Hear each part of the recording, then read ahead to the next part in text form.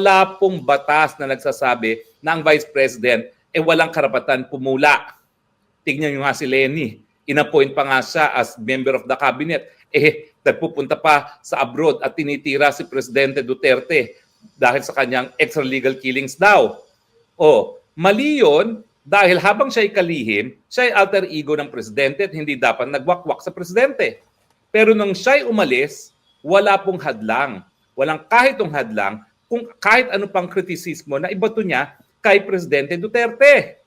At tandaan niyo po si Presidente Duterte nung kapanahunan niya, may ilang mga sumisipsip na sinasabi dahil sa walang tigil na kritisismo ni BP Lenny din kay Duterte, sapat ang suporta nila para ma-impeach si BP Lenny, mapaalis. Anong sabi ni Tatay Digong? Bakit niyo tatanggalin yan? Karapatan niya yan. That's freedom of speech. Unfortunately, hindi po ganyan ang nakaupong presidente. Ang nakaupong presidente, palibasa Dugong Marcos, sanay na walang gagawin ng taong bayan kundi purihin ang Marcos regime.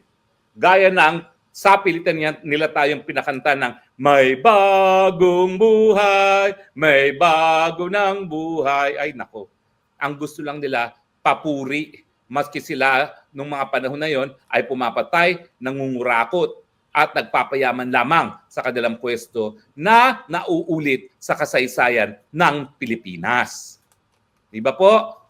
So ang katotohanan, itong impeachment na ito, hindi naman ito sana masusulong kung hindi rin binili ng administrasyon ang suporta ng mahigit 80% ng mga miyembro ng Kamara.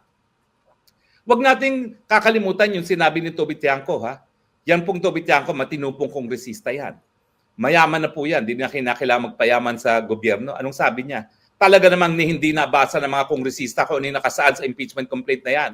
Ang worry lang nila yung mawawalang pondo na nakalaan para sa distrito nila. Pondo na ayuda na I'm sure pinagkakitaan ng maraming mga miyembro ng Kongreso.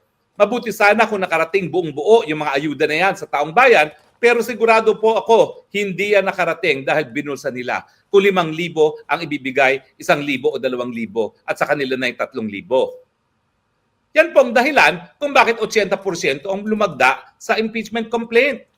In fact, ang hindi na-allege ng ang Vice President at kung ako'y abogado niya, i-allege ko yan as a special defense that this impeachment, articles of impeachment is a product of bribery and therefore should be outrightly dismissed. Ano bang bribery? Panunuhol, pagbigay ng salapi. Ito ay galing pa sa gobyerno.